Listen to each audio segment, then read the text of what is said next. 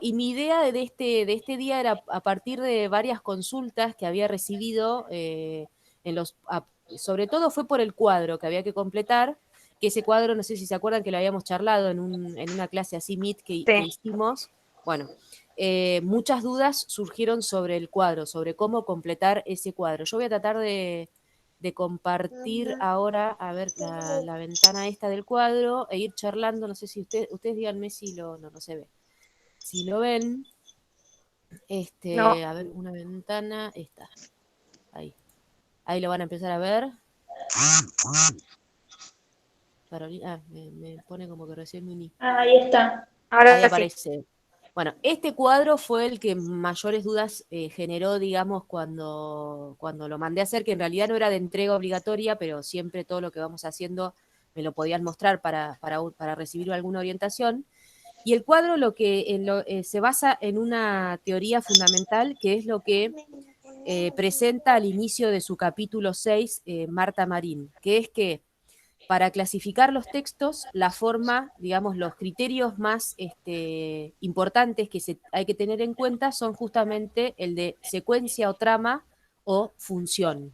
Y entonces por eso este cuadro en el que cruza esos dos conceptos, ¿entiende? Después hablábamos de contenido, por ejemplo, pero la misma Marta Marín decía que el criterio de contenido era como muy amplio, porque en realidad cada tema meritaría un tipo de texto distinto.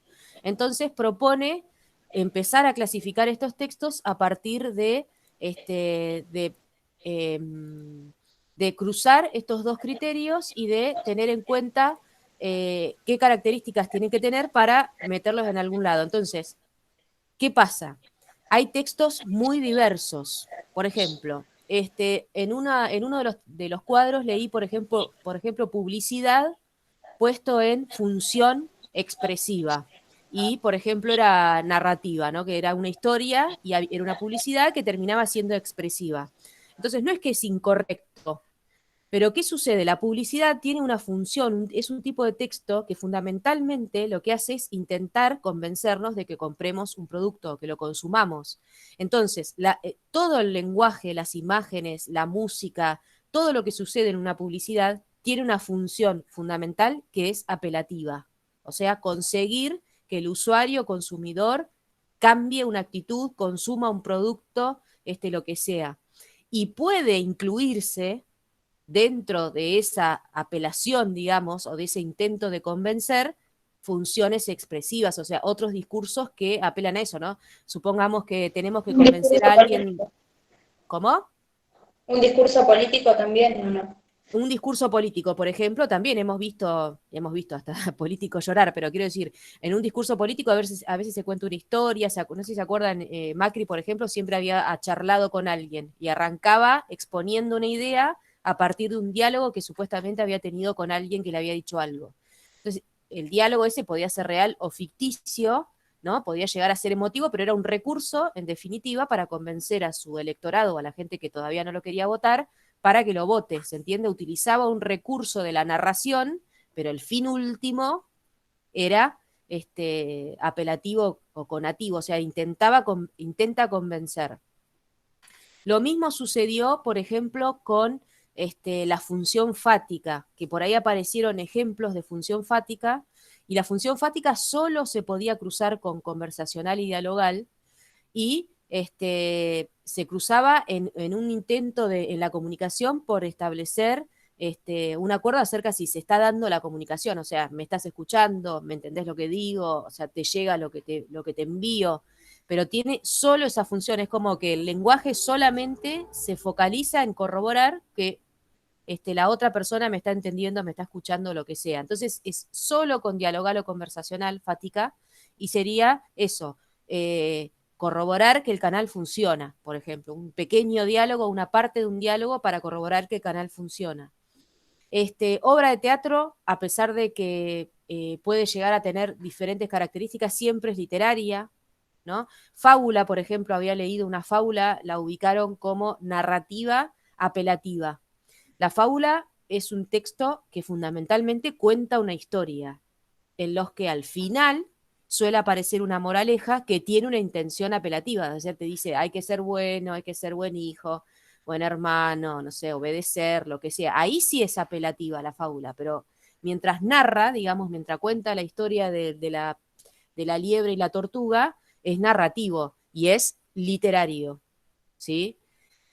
La función siempre es, la duda de ahí, con literario o apelativo. Es fundamentalmente literatura, por ejemplo, una fábula. Bueno, el texto fue por ahí lo que mayores dudas vi de todas las entregas que tuve que aparecieron. En el último trabajo, que era de comparar los tres, bueno, el siguiente era el de analizar, ¿se acuerdan?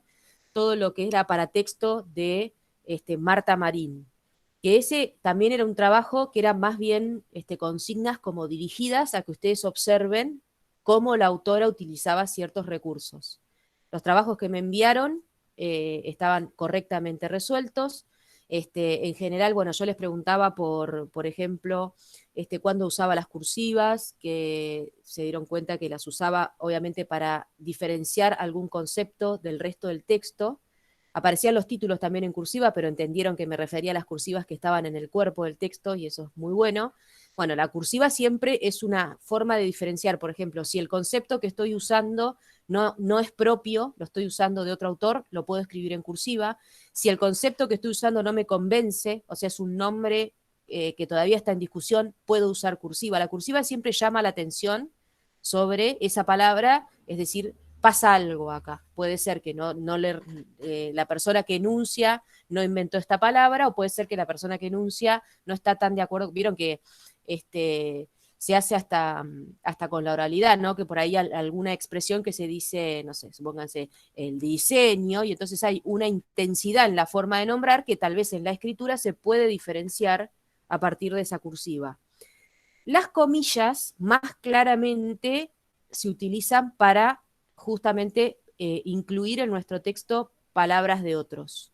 Siempre que hay comilla es una palabra que puede ser de un otro, un autor, autora conocido, o puede ser, por ejemplo, un refrán. Entonces, si las palabras que estoy utilizando no son mías, no es un nombre que yo puse o que yo inventé, va entre comillas. Las comillas tienen esa función. Y fundamentalmente señalan que esa palabra no es originaria, digamos, o que no es propia del autor o de autora de ese texto.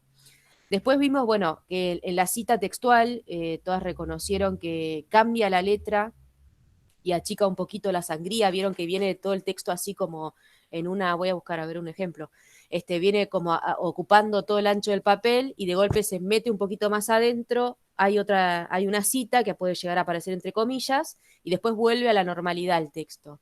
Bueno, eso tiene que ver con que visualmente los textos nos dan información, que eso también lo habíamos hablado, es el paratexto. Entonces, si yo vengo leyendo un texto, sin saber qué dice, visualmente puedo decir, esta parte está escrita por el autor del texto que estoy leyendo y esta partecita es una cita de otro autor, otra autora que hablará sobre el tema. ¿Se entiende? O sea, esa es la información que nos da el paratexto. Si yo tengo que buscar una definición del autor del texto que estoy leyendo sobre algo, la cita, en ese caso, no me va a servir porque probablemente la cita sea de otro autor. ¿Se entiende? Entonces, esa es la diferenciación visual. ¿Para qué existen todos esos paratextos? Justamente para que los textos sean más accesibles. Una vez que nosotros lo leamos, primero que vayamos identificando esas partes, pero después, por ejemplo, tenemos que volver sobre algo y es mucho más fácil de identificar si tenemos en cuenta esos recursos. Y esos recursos ustedes los pueden utilizar en los trabajos prácticos que ustedes entregan tanto al taller como a las distintas materias, ¿no? Cuando ustedes citan, esa forma de citar es la que tienen que tener en cuenta. Cuando ustedes, bueno, introducen títulos, deben citar, nombrar algún concepto que define algún autor y demás, son todos recursos que en teoría ustedes ya están utilizando. Entonces, ese trabajo práctico era fundamentalmente de análisis de ese paratexto, que es un poco lo que aparece también en las normativas para la presentación de trabajos prácticos, que se las mandé a principio de año, no sé si se acuerdan, que son todas las normas que hay que tener en cuenta que hacen a un texto escrito. Y entre ellas están justamente todos estos paratextos que ustedes analizaron con Marta Marín. Aparecía la nota al pie también, ¿no? La nota al pie que siempre es como una aclaración que si está en el cuerpo es como que te saca de tema, entonces la llevan al pie, porque si a vos te interesa saber algo de eso, está escrito ahí. Y si no te interesa, seguís con el texto y no pasa nada. Pero la nota al pie es casi siempre una aclaración. O te dice, por ejemplo, la fuente de dónde, de Kelly, cuál es el libro de ese autor que está citando y demás. El último trabajo que yo pensé que ese iba a ser el más complejo, pero bueno, no he recibido tantos, pero los que recibí están muy bien, era el de comparar. ¿Por qué ese ejercicio de comparar? Porque en general, un tema, solemos, digamos, o intentamos, no sé cómo se está dando en las otras materias, eso me pueden comentar ahora, pero cada vez que abordamos cualquier tema, solemos abordarlo a partir de diferente bibliografía, ¿no? Tal autor dice una cosa, tal autor dice otra. Entonces, la idea de esa consigna era justamente ver en este tema de tipologías textuales, que es un tema propio de las prácticas del lenguaje, que ustedes todavía, o sea, bueno, especial sí, tiene didáctica de prácticas del lenguaje, primaria todavía no, pero quiero decir, es un tema propio de las prácticas del lenguaje, las tipologías textuales, y vimos 3 autores en 3 obras distintas definiendo, digamos, o determinando cuál es para ellos la forma de ordenar o de clasificar esos textos. Pero en su lectura, lo que ustedes están haciendo con esa bibliografía es justamente identificar información que hay en común, información que difiere, qué puedo tomar, bueno, lo dice de esta forma, le pone otro nombre, pero en realidad es lo mismo lo que está diciendo, ¿no? Y ese es un trabajo, es una práctica bien de estudiante, o sea, cuando tenés más de una bibliografía para un tema, la forma más práctica de estudiar esa bibliografía es justamente estableciendo puntos de contacto y diferencias para ordenar, digamos, encasillándolo ahí. Esa consigna, las que leí, estaban muy bien. No, me parece que todavía no devolví ninguna. Ahí me voy a fijar, me puedo fijar. Sigo compartiendo, dejo de compartir. Así nos vemos. Esa consigna era la de comparar, tenía que ver con eso. Y ahí habíamos agregado el último punto, uno de los puntos, que era el de agregar parámetros de comparación. Los parámetros de comparación es un temón. Yo el año pasado, les comento en este taller, leíamos un texto bastante extenso y teníamos que compararlo justamente y estableciendo los parámetros de comparación. Establecer un parámetro es titular aquello que interpreto que puedo comparar entre más de un texto, o sea, ponerle un nombre. Yo ahí les había tirado dos títulos, 2 parámetros, y después ustedes tenían que agregar. Bueno, los que vi no habían agregado muchos parámetros, pero igual ahora voy a revisar, porque hay uno que sí. Pero los parámetros eran, por ejemplo, autor. Entonces tenemos, bueno, título, por ejemplo, puede ser de la obra, pero en realidad ese ya lo había empezado yo para armar el cuadro. Título ya estaba puesto, autor, ¿no? Entonces ya diferenciamos cada obra con su autor. Después yo les había dicho, por ejemplo, conceptos. Ahora, en general, lo que hicieron fue verlos en general a los conceptos. Y ahí entra o sea, se podría haber hecho una comparación de texto, por ejemplo, entre los 3 textos, cómo lo definen, que yo de hecho les pedía la definición de texto de uno de ellos. Pero en realidad la definición de texto está implícita en los 3. Después, por ejemplo, podíamos comparar si incluían ejemplos, si incluyen citas. Yo lo puse todo en uno. Claro, Puse como me parece los sí que vos me recursos nombraste científicos, todos. Mm, pero nada me, más. Claro, pero no es que está mal, ¿me entendés? Porque no es que está mal, yo ahora estoy explicitando, digamos, lo que yo pensaba cuando expresaba esta idea. Los parámetros de comparación lo que tienen es que terminás analizando el texto cuando vos empezás a buscar eso en cada uno, ¿entendés? Vos decís, por ejemplo, Marín define texto, tal, y ponés la definición de texto. Entonces, automáticamente decís, Casani define texto, lo buscás. Mira, así define Casani texto. Y después decís, Sánchez Lobato arranca la clasificación y no define texto. Entonces vos ya sabés, ¿me entendés? Vas al final, ponele que esto yo te lo tomo en un final y te digo, ¿cómo define Sánchez Lobato texto? Vos decís, mira, Sánchez Lobato en la bibliografía no define, pero sí clasifica. ¿Se entiende lo que digo? O sea, es una forma, vos tenés 3 textos en las que haciendo ese cuadro simplificás totalmente la información porque solamente tenés que ir acordándote de qué era lo que había, qué información había para comparar. ¿Se entiende? El parámetro es lo que te dice qué es lo que hay adentro de cada texto para comparar. Y Claro, entonces, yo lo hice muy general también. claro, Comparé lo que es más la estructura del texto y ponerle Marta Marín, pues la más compleja. claro, sí, sí, sí, Eh, sí. pero sí, no lo detallé así. No es que, por eso digo, no es que este trabajo está mal, lo mismo el esquema. Yo les pedí un esquema en el anterior, que ahora me acordé. El anterior terminaba con un esquema también. Ese esquema, la idea del esquema era ver cómo ustedes organizan ahora la información. Pero vamos a seguir trabajando el esquema y un esquema en general tiene que estar compuesto por palabras que se van relacionando. Cuando ya hay mucho desarrollo, ya estamos ante, por ejemplo, un resumen o una síntesis. Un esquema en general es como una especie de estructura que relaciona conceptos que definen a un tema. Entonces, también los esquemas que vi, la mayoría están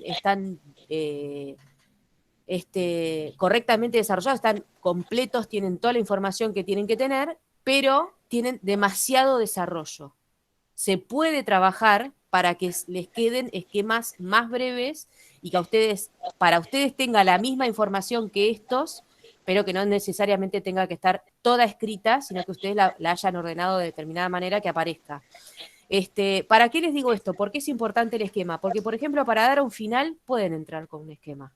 Les van a dar el final de filosofía, por ejemplo, y entonces, no sé, tienen una relación de conceptos, ¿qué es la educación? Quieren decir qué es la educación, estoy inventando. Entonces ya saben cuáles autores lo nombran, qué agrega, lo que sea. Y tienen un esquema, entran en un esquema que dice, bueno, yo nombré este autor, este autor, este autor, define, clasifica, o sea, se agregan palabras y que después si ustedes estudian, esas palabras son la pista para continuar, por ejemplo, hablando sobre ese tema. Estoy diciendo una obviedad, pero ¿qué quiero decir? Que esos esquemas, si vos lo tenés en un final, por ejemplo, te perdés. Porque tenés tanto escrito, que vos decís, ¿dónde está o sea, la palabra, el concepto que une, que engloba esto que me están preguntando? ¿Dónde está la idea? ¿Se entiende? O sea, tardás lo mismo casi que leer el texto. Entonces, los esquemas sirven como ordenadores visuales de información. Después, si queremos agregar más información, es resumen, por ejemplo. Si Más o queremos, menos como cuando en primaria armabas el afiche y te quedabas claro, leyéndolo que te perdías con todo. claro, porque, bueno, pero son, viste, prácticas que en realidad esto, o sea, vos me decís a mí cómo se hace un esquema y yo de cualquier texto no lo puedo hacer en 2 patadas. O sea, te lleva un tiempo, viste, tenés que ir, venir, cambiar, pones una palabra en un lugar, después te das cuenta que te queda muy lejos, la tenés que relacionar con otra, entonces la tenés que cambiar de lugar.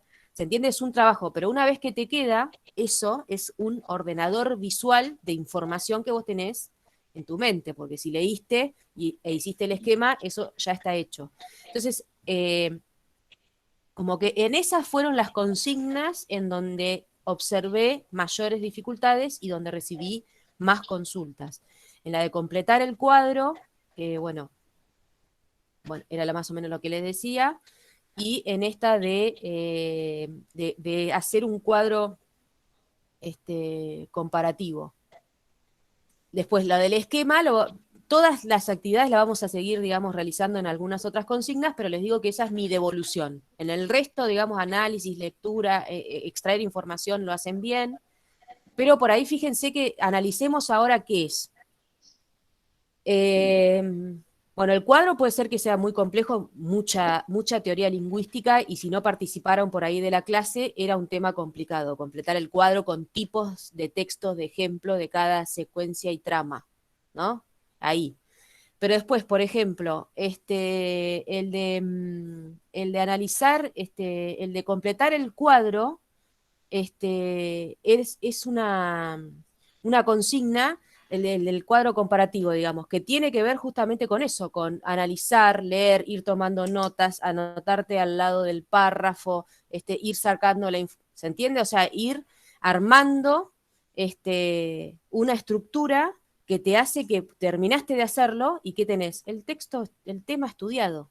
¿Se entiende lo que quiero decir? O sea, es una práctica que no solamente ordena información, sino que tenés analizado un tema a partir de uno, en el cuadro comparativo, obviamente, por lo menos 2 autores.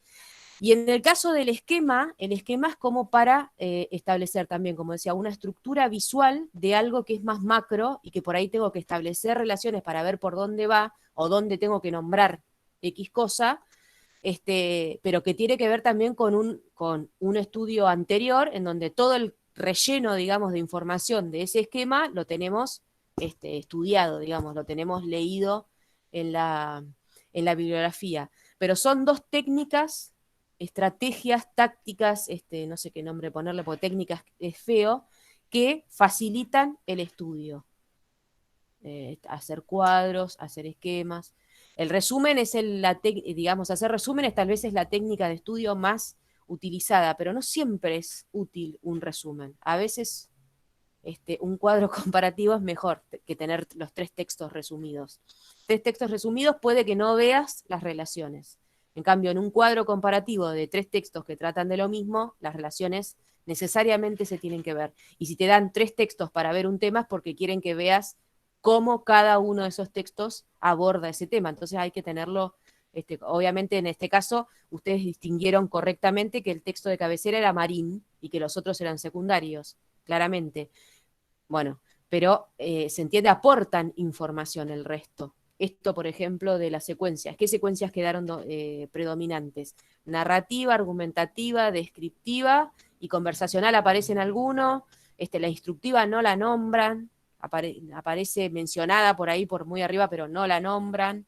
La estructura expositivo-explicativa, que es muy importante, es tan importante que es como que es un tema aparte, se ha salido de todo eso y hay libros y libros que hablan de la secuencia expositivo-explicativa, que cada vez está en más pérdida, porque han cambiado tanto las prácticas de estudiantes que es como que ya un texto expositivo muy largo no lo lee nadie, un texto enciclopédico, entonces se buscan textos más dinámicos, textos de internet. Entonces, ¿qué es lo que estamos enseñando también cuando enseñamos la trama expositivo-explicativa?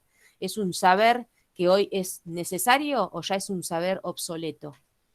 ¿Se entiende? O sea, ¿para qué voy a enseñar, por ejemplo, a estudiar un texto enciclopédico si en general esos textos son cada vez menos frecuentes? O sea, en general estudiamos o de un libro directamente de un autor, leemos al autor, o hay diferentes estrategias como ver un video, textos dinámicos que están en páginas de internet que incorporan información que aparece en plops o lo que sea. Entonces, ya no hay una secuencia expositivo-explicativa como había, por ejemplo, cuando yo iba a la escuela secundaria, ¿se entiende? Entonces me enseñaban, ¿viste? Tenías que marcar dónde estaba cada cosa, ¿se entiende lo que digo? Entonces, estas autoras no es que se están adelantando eso porque son viejas, son viejos todos, pero sí establecen como una prioridad entre las secuencias y dicen, estas son las que siempre, siempre están. Y las otras a veces son frecuentes y van variando, digamos, su aparición, digamos, en las prácticas, pero yo en este momento, por ejemplo, estoy haciendo un texto oral que es expositivo, explicativo, estoy intentando, pero es cada vez menos frecuente, o sea, es la clase presencial, por ejemplo, la clase magistral que se decía que daban los profesores en las universidades, cada vez es menos, eso ya casi no existe. Y el texto, como les decía, expositivo explicativo, es cada vez más breve, cada vez se incorporan más imágenes, cada vez hay más otros recursos para explicar y menos texto. ¿Eso en qué deviene? En que cada vez podamos leer menos. Eso se nota.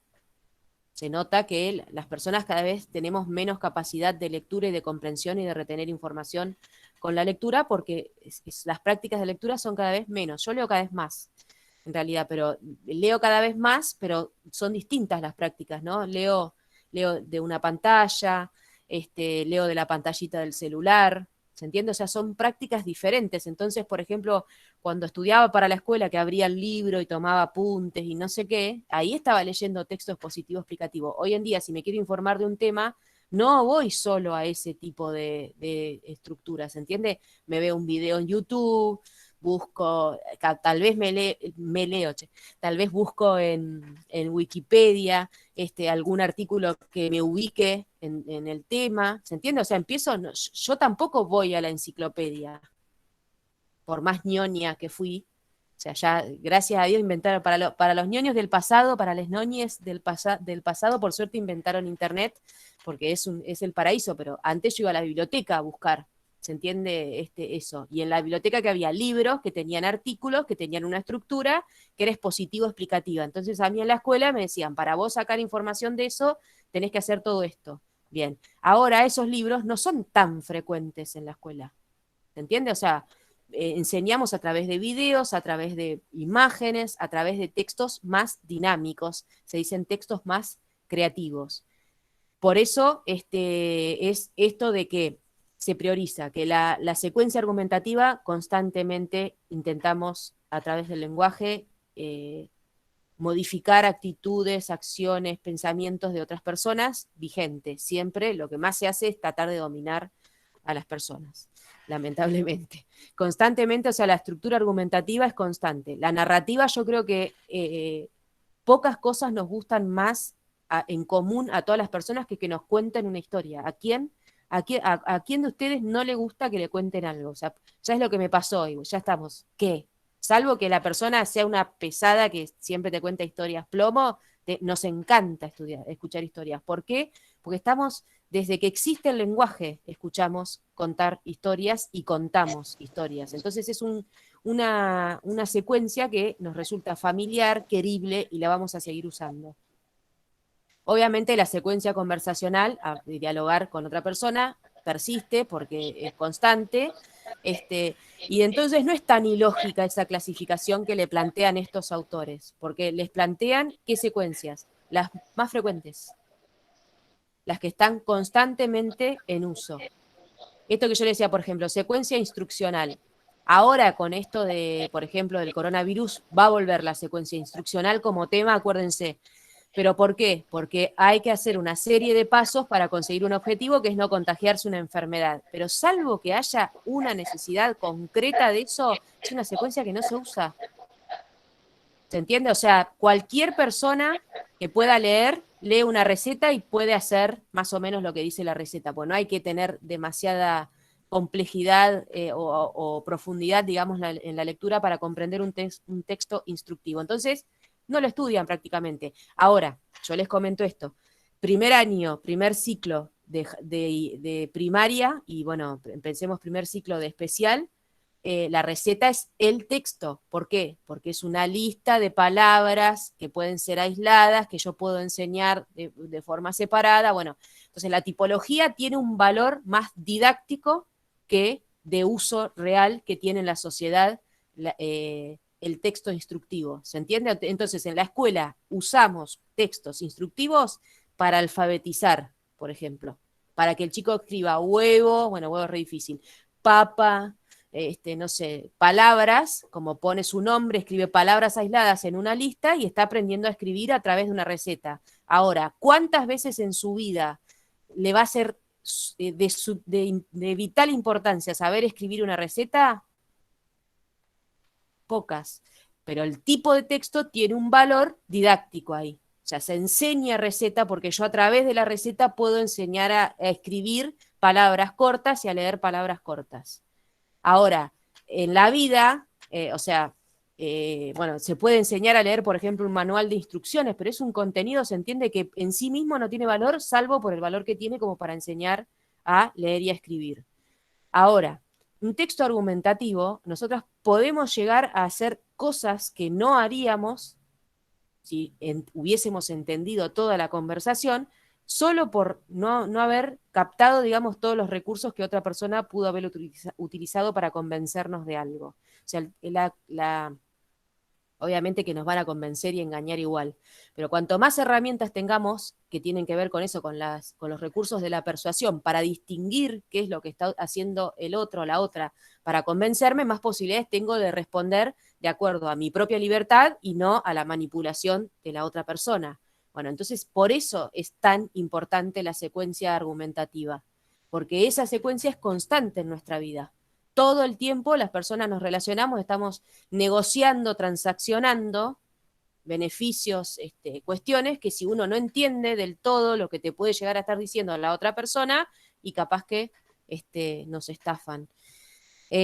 Bueno, función y trama entonces tiene que ver con eso. Y el concepto de función es un poquito un concepto más social, podríamos decir, que es que el lenguaje siempre se usa para algo.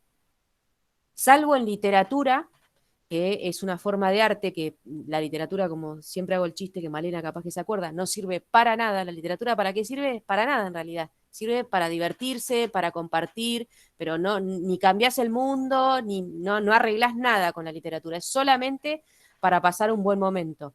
Y es en el único momento en que el lenguaje se usa solamente por usarse.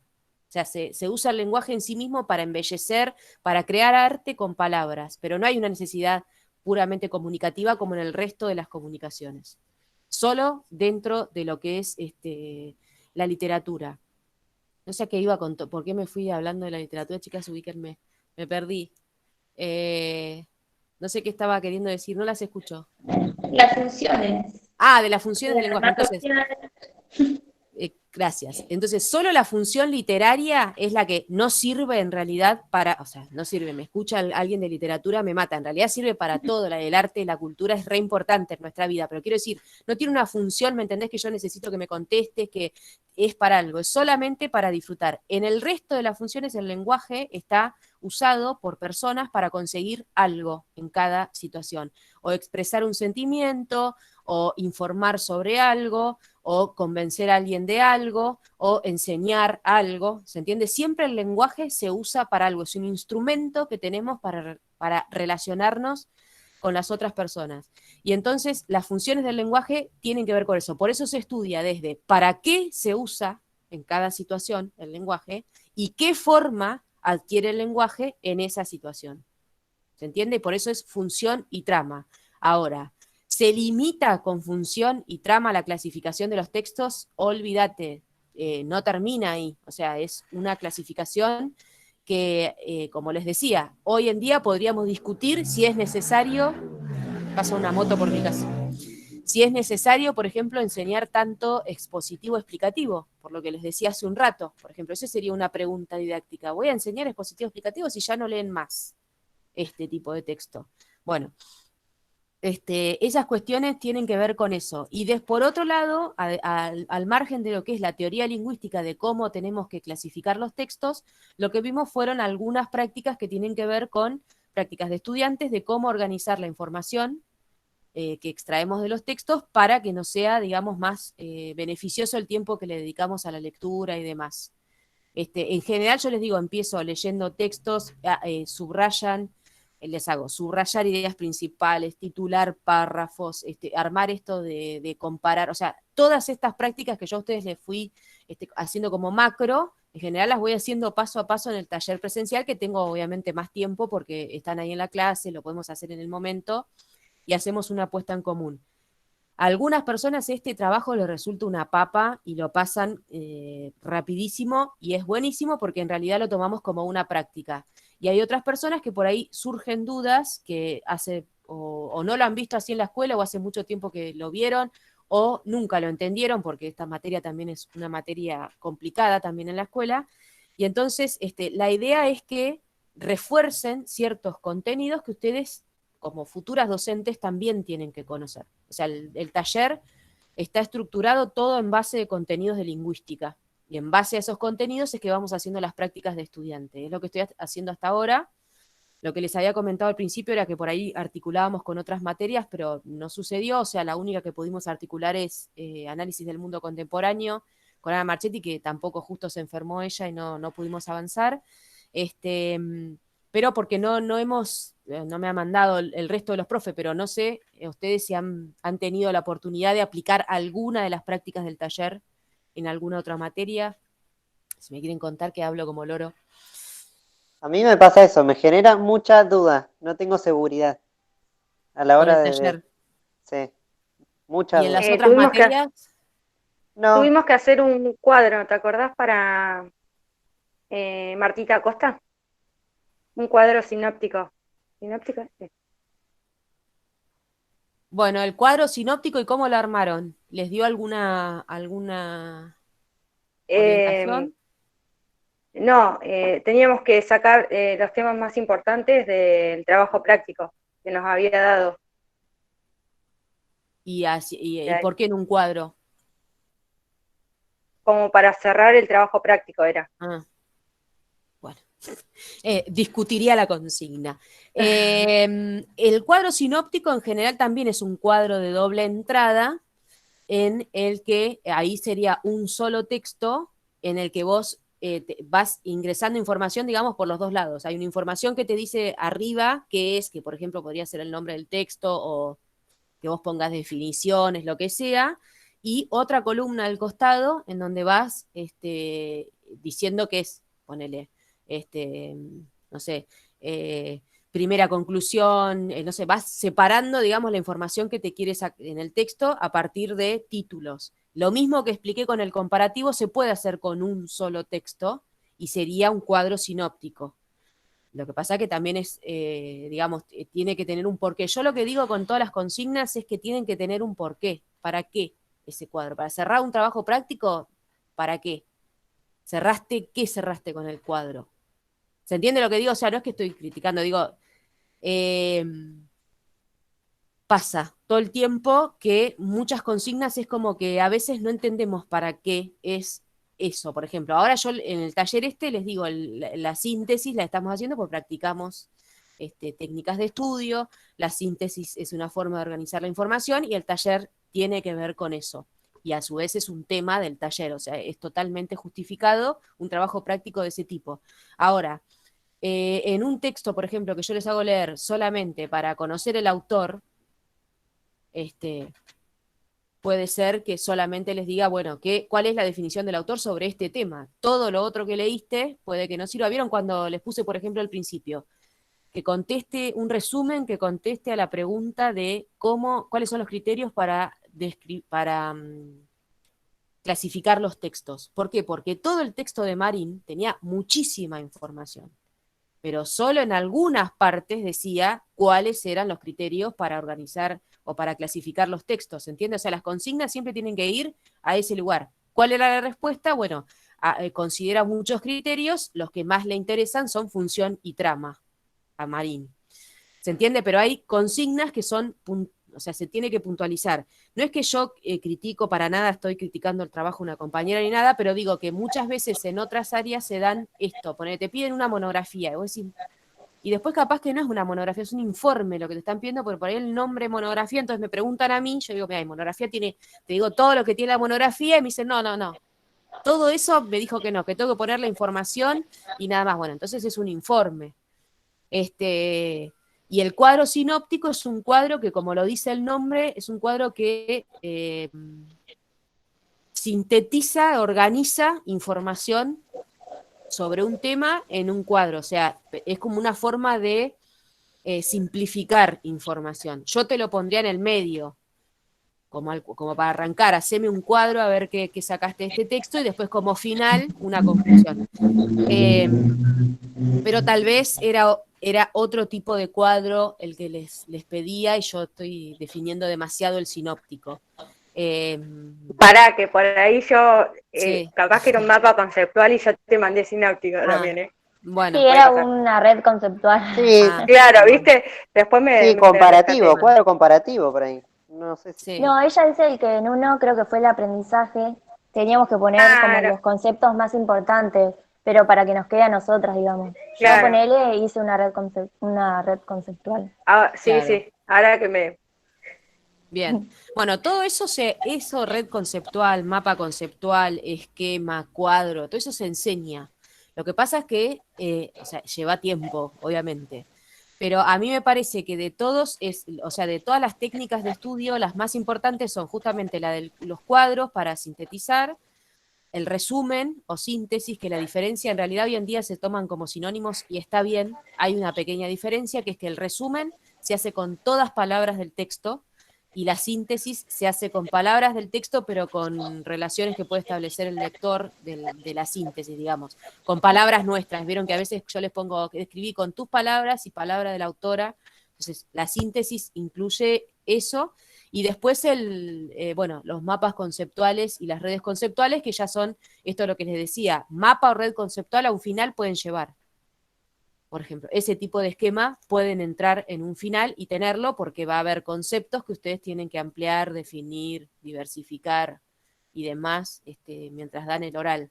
Pero es una técnica que se entiende que si ustedes la tienen, entran a un final y lo dan de taquito, porque vos todo lo que tenés que decir lo tenés escrito en tu propio orden mental, pero escrito las pistas ahí. Es eso, es una especie de organizador, como dije, visual de información. Si uno estudió con el mapa conceptual enfrente, 10 en el final. Es una técnica para eso. Entonces, la idea del taller es esa. Por ahora, bueno, todo el mundo, viste que estamos viendo a ver si se vuelve. Yo les digo que no vamos a volver, o sea, a la presencialidad en agosto no se va a volver. Veremos Eso te quería preguntar. sí, veremos si en septiembre, pero en agosto no, porque no hay nada. Y el protocolo es bastante complejo, digamos, que hay que tener en cuenta como para pensar que se va a volver. Y justo la escuela normal es muy grande, además. O sea que la tenemos complicada. Entonces tenemos que seguir en este contexto. Mi idea también de esta charla es que ustedes me comenten a ver qué cosas les han parecido, pero sinceras. No quiero que me digan todo bien, todo lindo, porque en realidad no me sirve. ¿Qué recursos sí les han servido? ¿Qué cosas no les han servido? Yo me disculpo igual ante todas que tardé un montón este último tiempo en devolver. La verdad es que todavía, o sea, en este momento estamos haciendo esta clase y corto y sigo haciendo cosas, o sea, estamos como muy tapadas todas de laburo. No es justificativo, pero la verdad es esa, no había devuelto, me retrasé en la devolución porque estaba muy complicada con el tiempo. Pero bueno, si esa era la única crítica, me hago recontracargo, pero escucho todas las que quieran. O sea, qué recursos les sirvieron, qué cosas prefieren que siga haciendo, qué cosas no les sirven. Comenten, nomás. A mí, en lo personal, las videollamadas, cada vez que me conecté y explicaste conceptos o temas o adelantaste lo que sea, me sirvieron un montón. Y los videos también. Los escuchaba y después leía y es otra Los cosa. videos son geniales. Bueno, Sos la única creo que explica también. ay, Porque gracias. nos vas mostrando en pantalla y también no sé, ni sé cómo haces eso, porque cero Ah, tecnología, pero está genial. estoy aprendiendo de a poquito. No, me había quedado medio mal con el video les cuento, que había hecho para análisis del mundo contemporáneo, por eso dije que era optativo, porque tuve una idea al principio y después iba mirando el tiempo y digo, no, me van a matar porque voy mucho tiempo.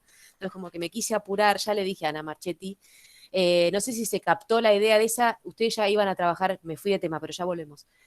Van a trabajar con ella una autora que es Terán. No sé si ya se las dio, ya leyeron algo. No, todavía no. Bueno, capaz que ya se las presenta ahora, y que esa autora empieza hablando del concepto de paradigma, o sea, dice que como para empezar a pensar las sociedades, Sí, nos hay mandó que... ese.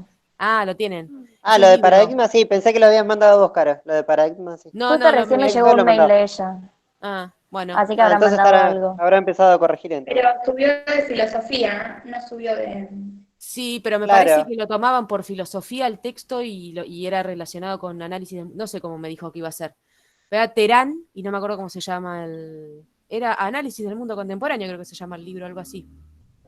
Bueno, entonces esta autora, ahora me fui de tema, pero les hago una introducción ahí al videito. Ese video de media hora que pretendía que fuese más breve y dinámico, mi idea era empezar a plantear desde literatura y las artes en general lo que es el concepto justamente de ruptura, experimentación, pero cómo el hecho de ver algo mal, ver mal lo que se está haciendo y pensar cómo lo puedo hacer para mejorar, generaron paradigmas en arte, en literatura y bueno, en el pensamiento en general del siglo XX, que es lo que intenté demostrar en ese video.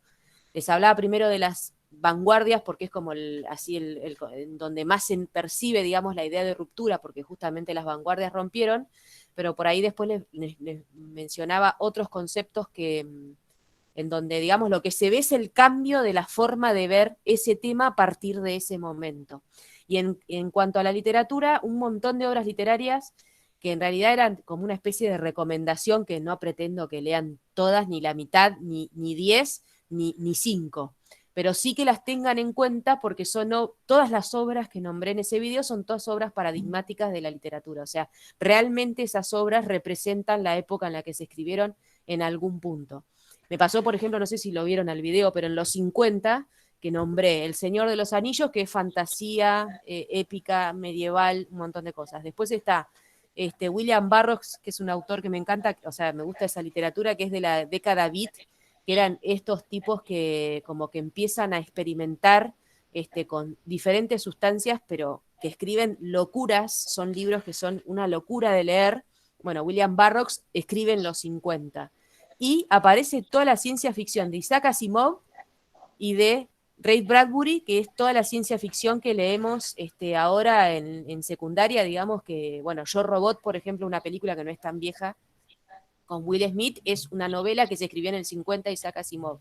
Entonces, la idea de ir nombrando literatura, que tal vez lo digo muy apresuradamente, es ir mostrándole cómo cada época habló de cada tema y en algún momento eso repercutió en otra época. Y eso tiene que ver con paradigmas. Tal vez alguien en un momento, por ejemplo, este tipo, ¿cómo se llama? Franz Kafka, que escribe en 1915 La Metamorfosis, tiene una forma de construir la idea, el personaje, la sensación y la atmósfera que después se refleja en un pensamiento filosófico de los 40, que es el existencialismo. No es sin querer. Seguramente Sartre leyó La Metamorfosis y otras obras de la época que tenían ese tinte y entonces empiezan a descubrir una forma de pensar que se refleja en una teoría filosófica que marca casi todo el siglo XX, que es el existencialismo. ¿Se entiende? O sea, no es sin querer. Entonces, esa era la idea del video ese tan largo, de ir nombrando obras literarias que en algún punto establecen un inicio de algo que después aparece más adelante y es una ruptura, o sea, terminan cambiando, digamos, la forma de entender y de pensar el mundo. Claro. Sí. ¿Dónde está el video? El video en YouTube. Iba a preguntar lo mismo. Pensé, no quería porque iba a decir, pensé que iba a ser la única descocada, pero no lo vi tampoco. Lo compartí en el grupo, me parece, y... En nuestro grupo está. Si Sí. quieres, se lo mando alguna después. Bueno, yo si quieren lo mando. No, yo tampoco lo vi, así que capaz. Ay, qué bueno. Bueno, no. Ustedes saben que yo lo vi y tenía re pocas vistas, entonces digo, claro, alguna avisó que es un plomo y no lo quiere ver nadie, y a mí me pasó cuando lo hice, les digo la verdad, que quería hacerlo un poquito más breve, pero me embalo a hablar y me tardó 33 minutos, que les pido disculpas, pero la idea de ese video es justamente eso, intentar transmitirles a ustedes como una idea que aparece livianita, sin querer, en una obra, pasa el tiempo y de golpe es algo que cambia todo. Otro ejemplo que les doy, esta sí se las recomiendo, Siddhartha de Hermann Hesse, la escribe en el 19, 20 por ahí, 1919, y era el libro, Biblia, cabecera de los hippies de los 60, pero todos los hippies en los 60 leyeron Siddhartha de Hermann Hesse. Y vos decís, ¿cómo? Y no, porque cuando lees Siddhartha, vos te das cuenta que el tipo está estableciendo una filosofía que, sí, para los 60 era viable, para los 20, imposible. ¿Se entiende? O sea, cómo la literatura, sin querer, o sea, la literatura es un discurso social, se le dice, no es solamente... Lo que dije hace un ratito de que la literatura no sirve para nada es obviamente una exageración. La literatura es un documento, en la actualidad cuando alguien quiere estudiar una época, uno de los elementos que se estudia es la literatura, porque la literatura siempre muestra algo de esa época. Y a veces la refleja tal cual la realidad, como puede ser un realismo, y a veces el deseo de huir de esa realidad también te muestra algo. Y entonces les hago esta pregunta. En los 50, recién había terminado la Segunda Guerra Mundial, y la literatura era fantasía épica medieval, drogadictos tirados en cuevas probando a ver qué efecto le pegaba a cada droga y imaginándose un futuro destruido por la tecnología, la ambición y todo eso de la ciencia ficción de Isaac Asimov y Ray Bradbury. ¿Qué quiero decir? No es sin querer que en los 50 esa gente escribió eso. Por más que ninguno dijo, ay, qué triste estoy con la guerra, de distintas formas todos dijeron que esa guerra que había pasado los había afectado. Bueno, no sé si Querían la dije parte eso. de realidad.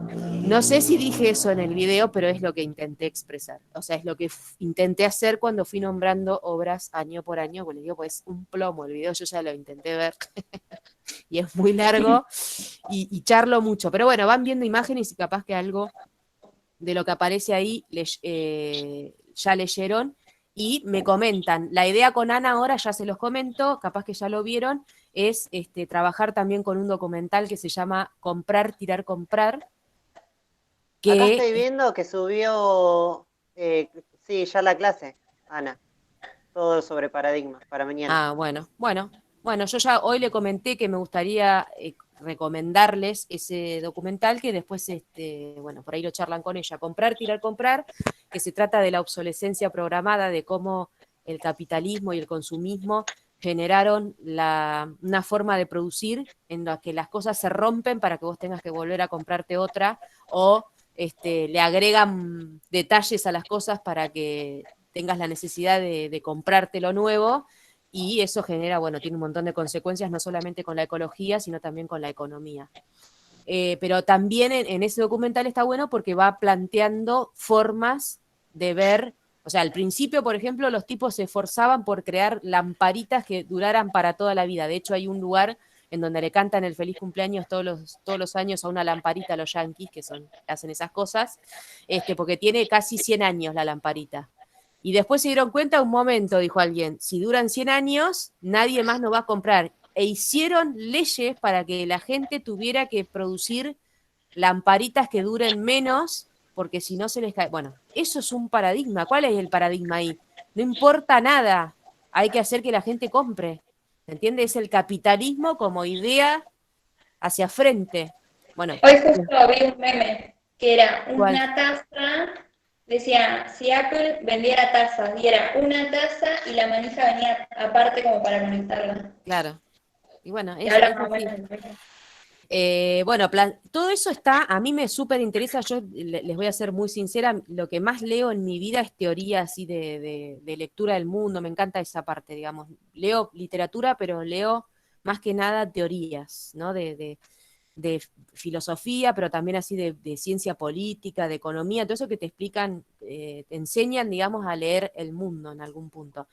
Y ya que estamos, les sugiero también, Naomi Klein es una autora canadiense que tiene La doctrina del shock y No Logo, que son dos libros, pero que están también, La doctrina del shock hay un documental, y creo que de No Logo también, pero no lo he visto, en donde también a partir de conceptos de política y de economía va explicando cómo el mundo se transformó. Les doy un ejemplo.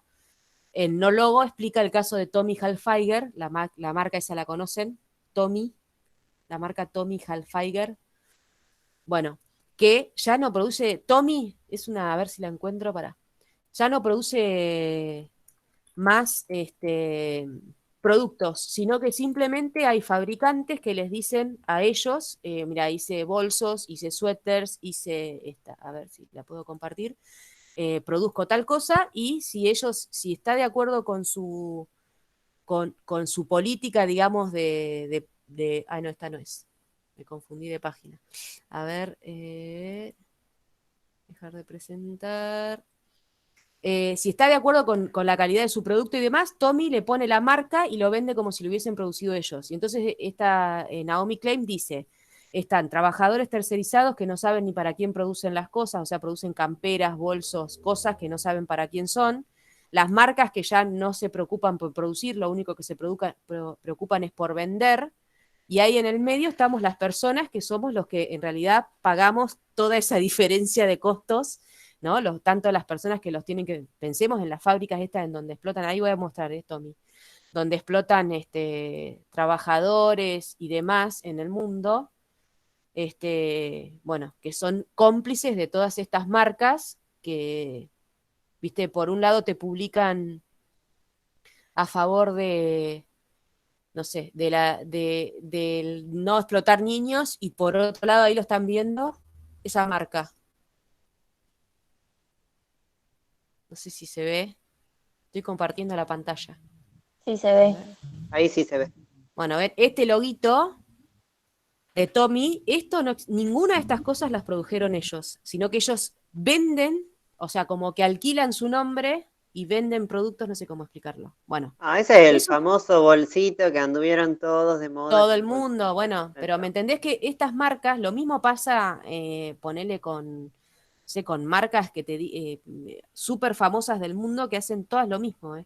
Ninguna produce, o sea, en la actualidad ya no producen, no es negocio, lo que les vende es vender la marca y lo hacen. Y lo pasa con los grandes diseñadores y demás. Entonces, ¿qué es lo que explica Naomi Klein? Que cambió, que ya antes, o sea, por ejemplo, Ford se preocupaba por producir los mejores autos y ahora en realidad lo que se tiene que preocupar es por pagar las mejores publicidades, porque lo que va a vender el producto es cómo lo vendan, más que la posibilidad que tenga el producto. Bueno, todo eso es paradigma, forma de pensar y el mundo de hoy. El mundo de hoy es el mundo de las imágenes. Estamos en una especie de hegemonía de la imagen. Todo, todo es imagen. Yo creo que en algún momento va a cambiar, obviamente, como todos los paradigmas, digamos, va a cambiar. Y hay una discusión de la imagen constante en todos lados, ¿no? De la identidad, de la imagen, de qué cuerpos se muestran, cómo se muestran, de quién se ríen, de por qué se ríen de ese y no de, bueno, no hay que reírse de nadie, ¿no? Pero quiero decir, este, ¿qué quiere decir esto? Que está cambiando el mundo, que efectivamente esas ideas tienen repercusiones. La idea por ejemplo, el tema de las identidades sexuales y demás, que como que dice, como que hay una eclosión en este último tiempo. Bueno, es una consecuencia de diferentes formas de intentar vender e individualizar a los futuros consumidores que generaron identidades nuevas que con el paso del tiempo devinieron en efectivamente nuevas identidades que hoy en día se están incorporando, digamos, a nuestra sociedad y que hay gente que todavía rechaza, pero que forman parte de la sociedad. Y eso se generó también a partir, o sea, antes, si una persona, por ejemplo, pensemos el concepto de trans, no existía porque era ilegal. Y ahora no es que no solamente ha dejado de ser ilegal, sino que es como que se incluyen en leyes y en un montón de cosas que habilitan a que eso aparezca. Bueno, eso es un cambio de paradigma.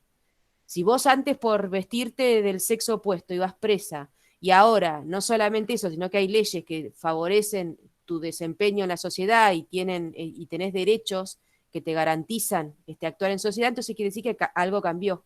Bueno, cambió un paradigma. Y el paradigma de la identidad es una consecuencia no deseada del capitalismo. De muchas cosas de muchas cosas que desearon, digamos, generar con el capitalismo, una de las que no desearon seguramente fue que se liberaran esas identidades que aparecieron, no es que aparecieron ahora, pero que son mucho más visibles ahora y que ya no, digamos, ya forman parte de esta sociedad y que antes se negaban, se ocultaban.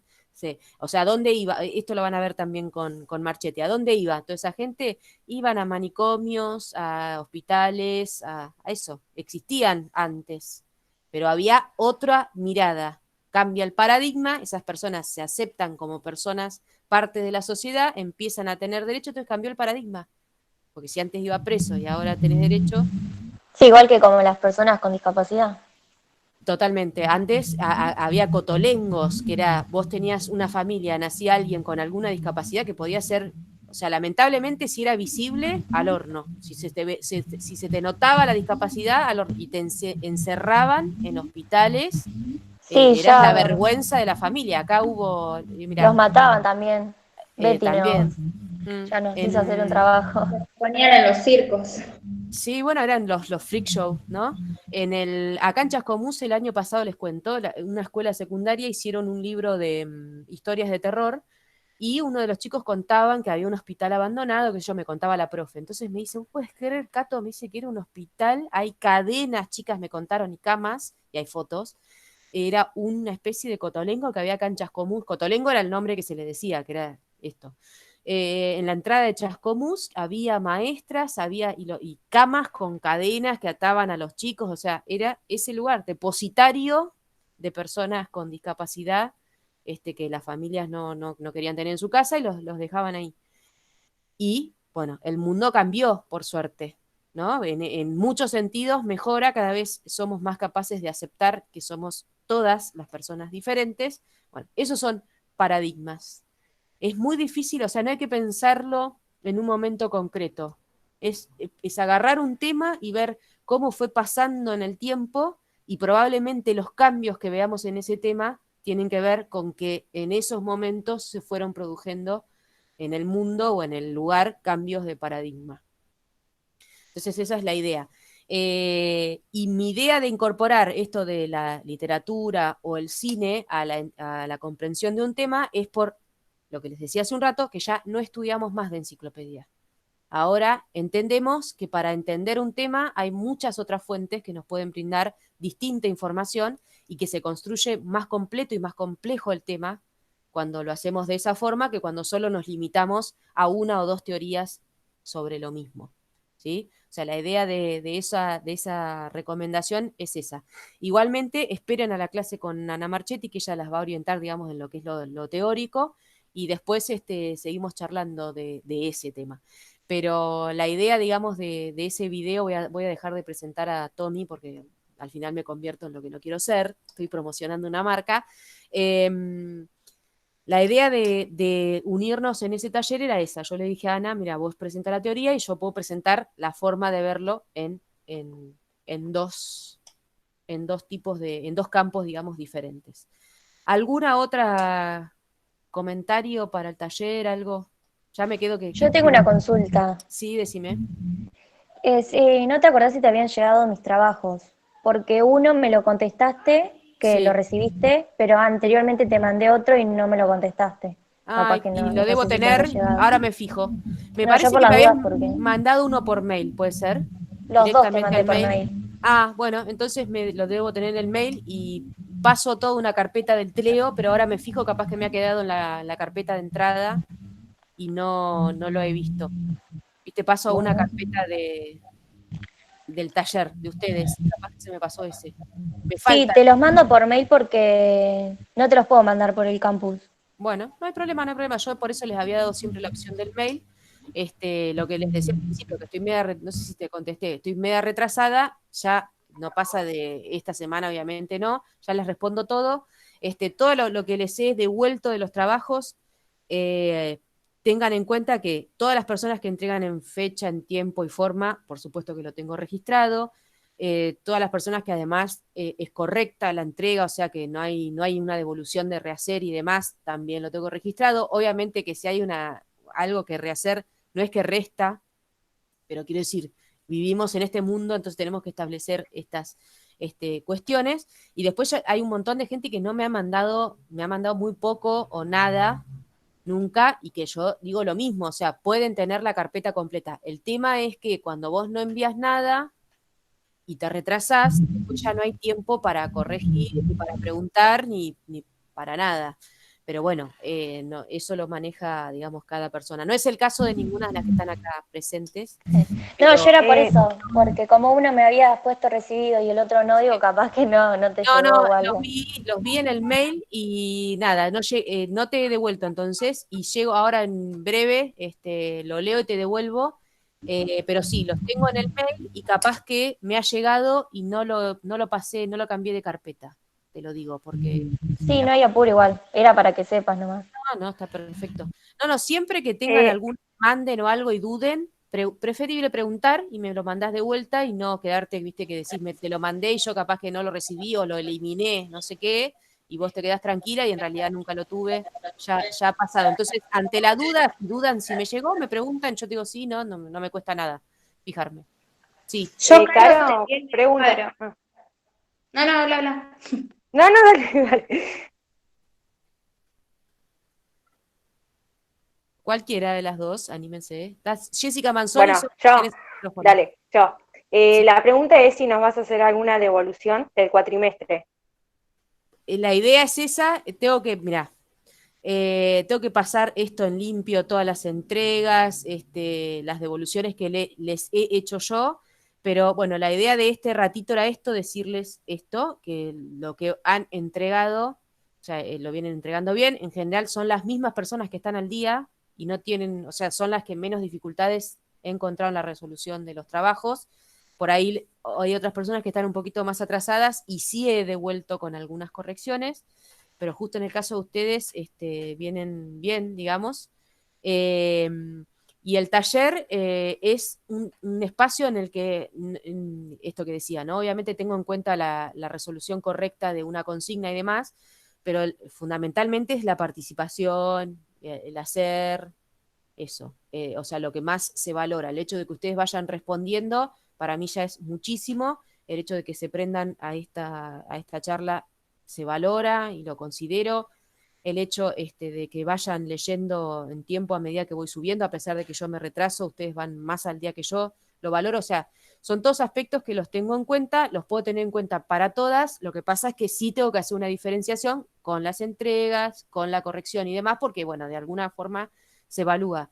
Pero justamente en el caso de las las 5 que estoy viendo, por lo menos lo que he recibido es correcto, está aprobado, o sea que no va a haber ningún conflicto. Y esta devolución que hice de los cuadros y demás, lo he visto en 2 o 3, que por eso viste que yo pregunté quiénes se podían sumar, porque en realidad por ahí las personas que más dudas tienen, no les vendría mal este encuentro más directo, pero bueno, no se suman, yo no puedo obligar a nadie a nada. ¿Me entendés? Yo soy mucho más fácil si vos me preguntás. Yo hablo. Ahora vos me cortás y me preguntás algo y yo te contesto eso, porque para mí es mejor que vos me preguntes a que yo. Pero Claro, no lo después puedo. no te fijas también si te llegó algo mío, porque Bueno, no lo encuentro. bueno, Lo tengo hecho, pero no, al final no sé, no lo encuentro. bueno, yo Me he ahora enviado. bueno, Yo ahora, te quería decir pará, esto, tengo acá el mail, a ver. Sí, decime. que cuando envié el cuadro del que hablabas hoy, Sí. de función y trama, que no me llegó la resolución, pero no sabía si era porque era opcional o Ah, por qué. pero no, ¿me lo mandaste por mail o me lo mandaste acá al campo? No, por mensajería, Vos sabés que entonces ese sí que no lo tengo, ¿para qué te voy a decir? porque yo recién cuando lo explicabas me fijaba, pero no me llegó corrección. Pará, porque te digo que me fui anotando. A ver dónde estoy. ¿Cómo tengo que hacer? Dame un segundo, acá. Mira, yo estoy viendo mis mensajes. ¿Y cuándo me lo enviaste? ¿Tenés la fecha? Ahora me dice el... Y ¿Cómo es tu casilla de correo? Es Cato Cronopia. Me da vergüenza decirlo, pero bueno, es esa.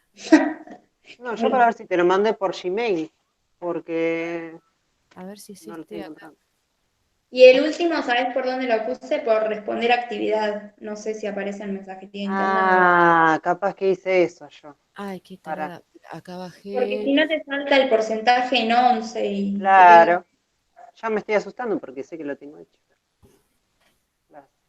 Estoy saludando a mi perrita que se puso acá al lado mío. Quiere que la acaricie. Mira, Male, me parece que ese que me estás diciendo justo no me llegó. Porque yo estoy viendo acá la mensajería y tengo, en la mensajería interna, tengo todo respondido. A ver. Yo puse responder a actividad, por ahí te mandé. Ahí ya me quedo tranquila. A ver. Lo tengo igual, pero para saber si... A ver. A ver, papelera, que haya. No eliminé nada.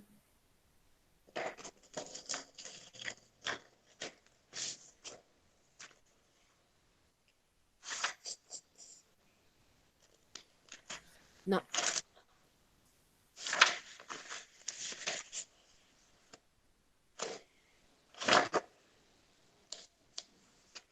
Ay. Bueno, ahora te lo mando. Bueno, sí, mira, de Martina Giannini tengo acá algunos, pero no, me acuerdo que los recibí al mail, así que los tengo acá. ¿Te lo mando por mensajería interna o por...? Si querés probar por mensajería interna y yo ahora si me lo mandás, ni bien lo reciba, te pongo recibido. Y si no te pongo nada es porque no lo recibí, porque no me ha llegado. Pero no, Sí, a mí a los dos que te mandé por el campus me los corregiste, sí. sí, por eso. Claro, a mí también todo, pero Yo acá en el campus estoy viendo y todo lo que me mandaron lo tengo respondido. Entonces es que Entonces, Caro, yo te lo envío por mail, Bueno, dale, porque dale. yo puse responder actividad. Lo Pero entregué el 1 del 7. no me llega, a ver. A ver, ¿y cómo será? Claro, yo me mandé esa macana. Bueno, respondí actividad. A Sí, ver, a no, ver, no sé si va a espera, alcanzar a ver, pero ves, pará, que ahí le abro puse acá. responder actividad. Sí, pero me resulta raro que no me lleguen los mensajes de eso. Te envío el otro también, el que puse en responder actividad. Y por las dudas mandame, mira, porque ya Dale. veo que no me están llegando. A ver, actividad acá. Lo que Y le el pasó mío, Caro, ya que estamos, Para que no te estoy viendo, ¿quién me habló ahí? ¿Quién me Jessy. dijo? A ver, para, Jessy, ¿vos cuál me Yo los mandaste? envié todos, pero todos por el campus. A ver, Jessy. Dame un segundo.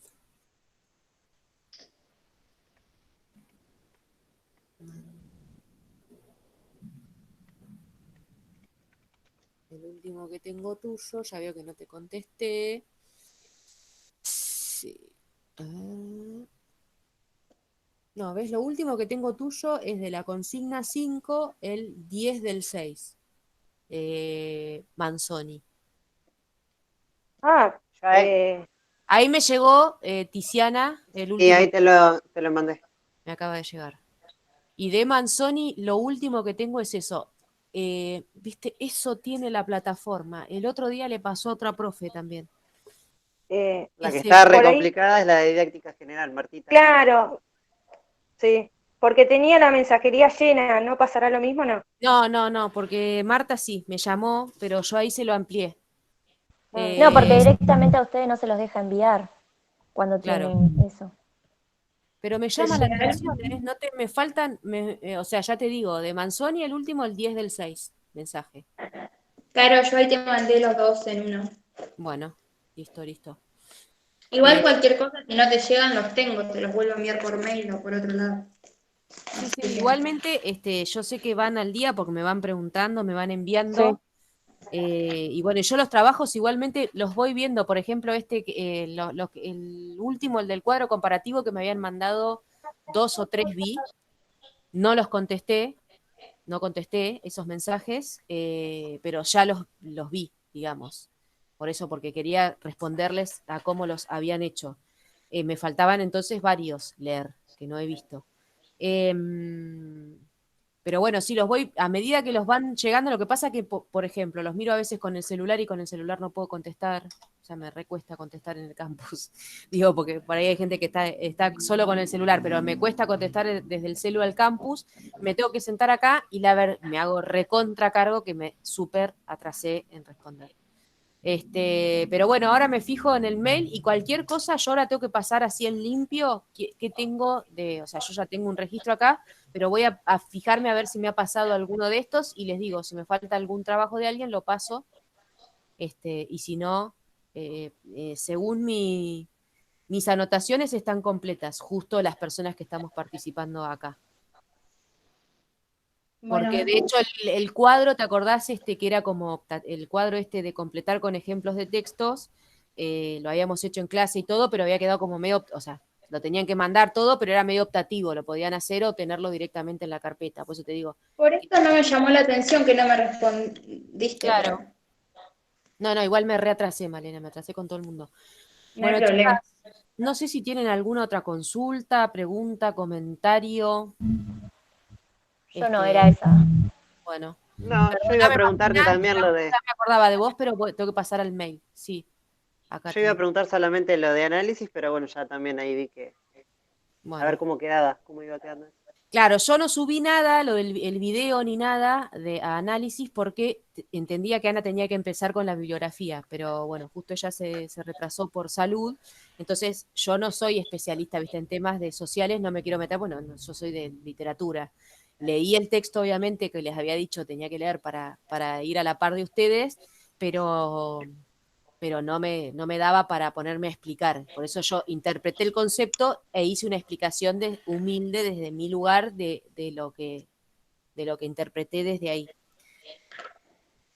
Así que bueno, chicas, no sé si, bueno, no sé si solucioné algún tema, en realidad solo me excusé, pero la idea era verlas antes de este receso, que espero que lo disfruten, que puedan descansar, o bueno, van a estar por ahí adelantando cosas, no sé cómo harán. Yo voy a tratar de descansar un poquito, si puedo, pero bueno, mi descansar es quedarme en casa, y mirar Netflix. Eso es. Desconectar de la tecnología un poco. Ay, sí, igual conecto, pues digo, con la pantalla, pero bueno, espero que lo puedan disfrutar y bueno, espero que estemos haciendo las cosas medianamente bien para que sigan teniendo muchas ganas de estudiar. En algún momento vamos a volver a la escuela, ya va a llegar ese momento, cada vez falta menos, pero no sabemos cuánto. Pero ya ¿Este va a es el llegar. único año que te tenemos? A mí sí, yo antes, o sea, soy profe titular de la didáctica de prácticas de lenguaje 1. Ah, bueno, pero vos sos de especial. Sí, especial solo en esta materia. Antes daba las dos didácticas también, pero no las doy más. Y soy titular de las didácticas en primaria, pero las licencié. Porque por el cargo tenía que dejar materias. Me quedé solo con el taller porque me gusta mucho el taller. Pero bueno, me salió más o menos este año con la cuarentena. No por ustedes, chicas, no, pero digo porque me re divierte dar el taller en clase y bueno, este formato es como que no se disfruta, digamos. Pero bueno. Bueno, el año que viene las puedo invitar a hacer, a participar del taller si quieren para ver cómo era presencial. Soy mucho más divertida en clases presenciales. Hago muchos chistes y mejores. Sí, es verdad. Qué bolas. Bueno, chicas, gracias por su tiempo y bueno, como les decía, estoy a su disposición cuando cualquier cosa que necesiten. Por ahora no las voy a molestar más. Ya por acá cerramos con esto y bueno, tengo que ver cómo continúo, porque uno piensa a distinto tiempo, bueno, ahora ya que hay que seguir virtual, ¿cómo seguimos con esta complejidad de los textos y a través de estos medios? ¿Sí? Bueno, nos Bueno, vemos. Felices vacaciones. gracias, Nos vemos, gracias, Caro. Felices Chao. vacaciones. gracias. Adiós. Caro. Adiós, gracias. Chao, nos vemos.